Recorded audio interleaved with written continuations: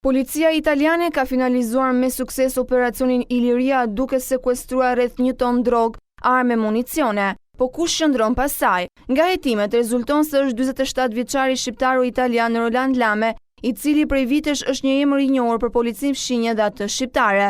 Lame drejtonte grupin e narkotrafikut nën koordinimin e të birit Fabio Lame dhe të gjithë kontaktet me rritin shqiptar ja kishte besuar djalit të tij.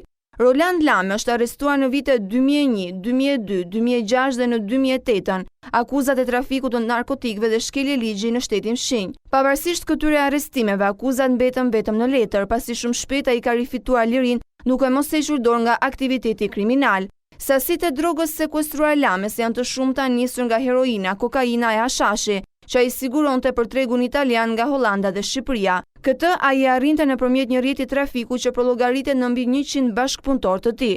Ajo çka ende mbetet mister është fakti se si Lami, konsideruar gjithmonë kreu i organizatës kriminale të narkotrafikut, arriti të marrë në shtetësinë italiane.